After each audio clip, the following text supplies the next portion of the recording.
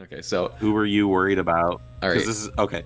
This is Draft League Battles. I know we're on Daddy's channel, but I'm just gonna take over real quick. I'll do the intro for him. Wigglytuff Draft League Battles, WGDDC. I think You forgot we've been three more playing it. D's. If you're, I'm what'd you just say? kidding. I said you forgot three more D's because it's Oh yes, WGDDC, but you said DDDC. WGDDC. Quadruple D's. What? WGDDC. I don't. The acronym doesn't matter. It's a draft league. It's kind of small. The players in it are pretty good though. I've gone up against quite a few people who are pretty challenging. Yeah, there's been a lot of nail biters. Obviously, Daddy's team is pretty wacky here. Actually, not that bad. We've got, it looks like a Series 5 team plus like Meowstick. You know, that's the only one on the team where I'm like, but everyone else makes sense to me. Meowsticks carried me through my draft league. This is winners finals of the draft league, and so basically this is whoever wins this set gets to fight whoever wins the losers bracket, and then they have to do 2 matches. If the winner of this set wins, they'll win the whole entire tournament.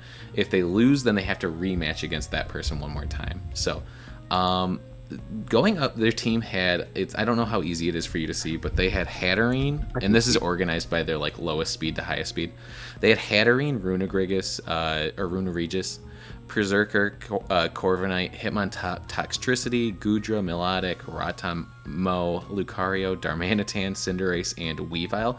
And Weavile was actually one of the biggest threats I knew going in, that I was going to have a hard time against that, because my fastest Pokemon without any like boosts is Inteleon. So he automatically outspeeds me, so that was already something that was rough. I knew that in the past he had used Choice Scarf Toxtricity, so I was kind of mindful of that. And if you look even at what I decided to bring, most of my team is like very special attack oriented, so I was really afraid of Goodra. So what I did is, last time I ran Choice Scarf Urshifu and it worked really well, and I was like, you know what? He didn't really have an option to stop that last time, so I opted to go for Choice Scarf Urshifu again. And I went Aqua Jet and Teleon. I had Togekiss. I was really debating weakness policy, but instead I went Babiri Berry because I kind of felt like Babiri Berry cut steel damage in half, and he had Corviknight and Cinderace, both who use really strong steel attacks. Yeah. My Meowstick is a support Meowstick. Last time I did Trick Eject Button, and I knew for a fact he was going to bring Weevil with Fake Out to not let me do it again, so I didn't try and get Eject Button on it. This time what I did instead is I went Fake Tears, and I was kind of sweating because Corviknight has Mirror Armor, which reflects Fake Tears. And then I have Cole with Weakness Policy, so Inteleon and him are great teammates. And then I have Slowbro, and the nice thing about Slowbro is if you hit your quick draws, this is a really fast Togekiss, which means that I can outspeed anyone because quick draw is a 44% chance to go first, and then I'll boost my Super Luck Togekiss's damage, and that you're hitting so hard with a +1 crit. So I'm just gonna start this video, and when I saw this team, my first thought was, you know what, Goodra's here. I don't think I'm going to be able to get my special attack Colossal to really work for me. So I'm just going to try, and I'm going to kind of scope out with Slowbro and Togekiss. Don't hit play yet. Okay. Real quick, you kept saying before this was an issue, before this happened. Have you fought GoCubs before? Yes, we fought before, and I did win. And the reason I won is because I set Rain with Inteleon, and Choice Scarf Urshifu just ran through his team because he outsped Cinderace, he outsped everything. So it just hit like a truck. He last time he went Trick Room mode though, and I was a little afraid that he would do it again. So I'm pretty sure I have Imprisoned Trick Room on my Meowstick if I remember correctly. I am just gonna kick this bad boy off though, so that we can actually get into the juicy content. Go for it. All right, so you know what? I'm gonna turn the music off though. All right, so Slowbro and Togekiss versus. Bagged Milk, the Goodra. No nicknames. And Sneaky. Bagged Milk and Sneaky. So right away, do you know what he's gonna do? What do you think? I don't know what he's gonna do. Does he have Ice Shard Self-Proc Weakness Second? Policy? Oh, that actually makes sense. That makes a lot of sense. Yep. And then he does ×2 Max Lightning into my Togekiss. Ooh. I was really hoping for a quick draw on that turn, which, I mean, it's a 44% chance you're not likely to get it. But if I did, a +1 Dazzling Gleam, if I crit, might have killed Goodra. But you know what? It happens. So I have +1 special attack. There, I was like, you know what? Maybe if I do Max Air Slash and double into it, I might be able to take a KO later. Your But Slowbro's special, right? yeah, it's special. So they don't realize they're not doing breaking swipe's not really doing anything. Yeah. Unfortunately, I didn't hit any quick draws that round. Quick draw. So there we go. We hit the quick draw. Oh, you got it next round. Yeah. We hit him. We reveal there's a berry, which is good for later games because now we know what items. We know the item on the Gudra. We know the item on the Melodic, and the only thing they really learned is that Melodic is or Inteleon is not Focus Sash, or maybe he was. Maybe he did get hit. I think he is Focus Sash. Then they just take our Cold. And that's just game over. I know, just sitting there. Game 1 down. Game 1. So unfortunately for us, game 1 is almost a complete and utter loss. We did take Weavile, so we got a kill for our Slowbro, which adds to our kill counter, which is nice because I love my Slowbro and I like getting some kills stacked up. All right, next up, I saw that and I was like, you know what? I am not leading the same thing again. It didn't work for me. Definitely not. Slowbro wasn't the fastest in the West. He didn't have things going for him. So I said, it's nice to have like quick draw as a backup, but I feel like you can't ever rely on quick draw. And with that last lead, you really were only going to be in a positive situation if quick draw did proc. Yeah, and just in retrospect, I should have air slashed into Melodic. There's a chance I got a flinch. There's a chance that that, and if it did have a berry, it means that Max Mindstorm the following turn would have killed it because I wouldn't have done enough damage. But that's a live and learn situation, and that's what you have to walk away with from round 1. So seeing this, I was like, you know what? I'm just going to lead completely different, and instead I go Meowstick and Togekiss. Okay. And 2 more supporty. And here I was like, he probably thinks I'm going to follow Kiss. me to get rid of Ice Shard, so I just Dynamax right away. And Togekiss has super good specialty. I EV'd it so that I'd be faster than Weavile the following turn. Yeah, and I was going to say he'll max lightning, but a crit too. Yeah. I was like, that did more damage than I thought. Here I max guard because I know that he's going to self proc, and I figure that he might hit Togekiss with the move, but he's smart. He plays smart. He does fake tier. I do fake tier so that I'll KO the following turn, and he just goes for the right target. So you should put it on slow. Oh, it is on taunt into slow, bro. Sorry, I thought it was slow. So then I take a KO with Slowbro. We haven't hit our quick draws yet. If we hit our quick draws, we wouldn't have been taunted. But really, the only thing that Slowbro's getting is he is not getting. He can't use Protect. I didn't run Trick Room on this one. So here, this is a great turn for us. We use Flamethrower. Get that burn. You love to see it. Ooh, nice. That's really good. And then you get the crit. So and a crit. Even though we were unlucky the first turn where we got our Togekiss crit, look at how much damage this does. Ooh. Iron Head, super effective compared damage. To that Max Thunder. Super effective stab, and it does less than a quarter. Yeah. And then he takes our Togekiss, and the burn's going to take him that turn. Iron Head. Worried about a flinch, but that's okay. We survive. Haunting Slowbro, but you've only used attacking moves so far. He didn't know, though, that my Slowbro wasn't. Yeah. I mean, I could have Yawn. And do you have Trick Room? A lot of times I do.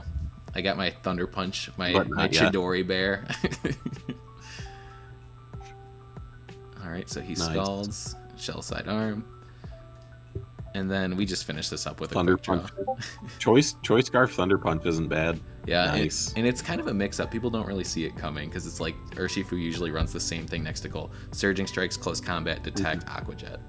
So then we're going into game 3. I'll set this one to slow right away. All right, so leading off, this is the most bold thing I've ever done.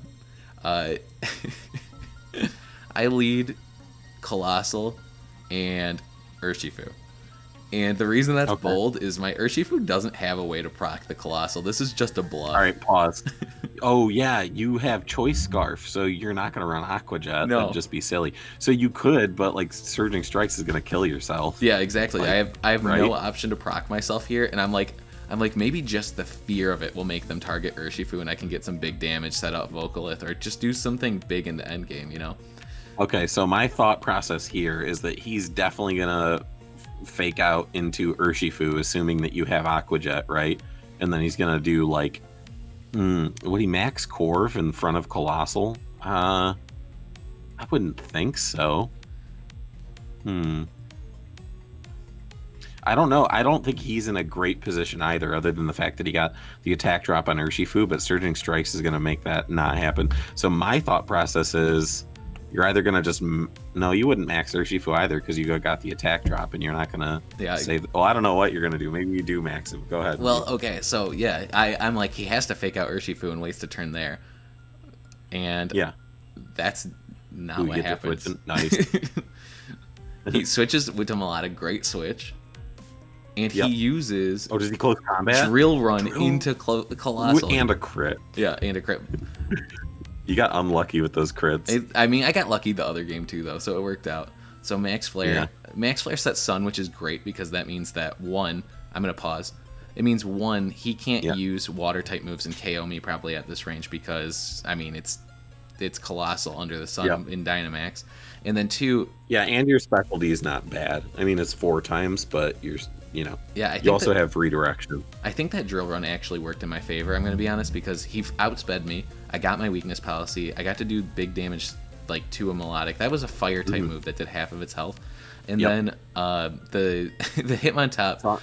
Sun gets that, and in the face of redirection, Hitmontop isn't really great. Like he can't do another drill run, or a close combat. And the nice thing here too is that the Hitmontop, are you gonna try and go for high horsepower or drill run right into the Colossal when you have Togekiss that can redirect ground moves away? That's what I was saying. Yeah. So we are in optimal positioning here. He can Dynamax the melodic.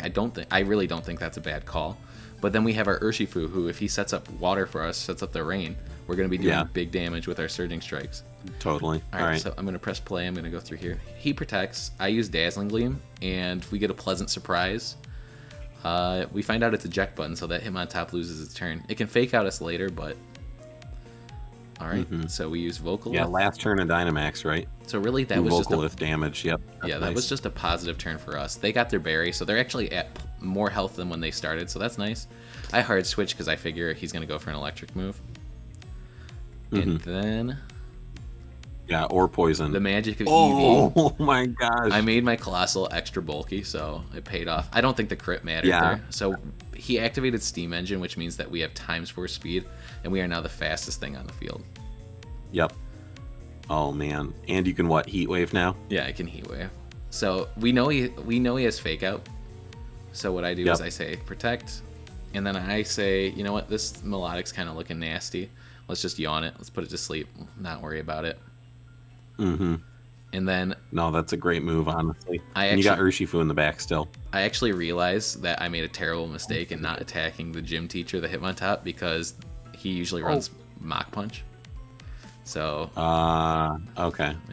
Live and learn.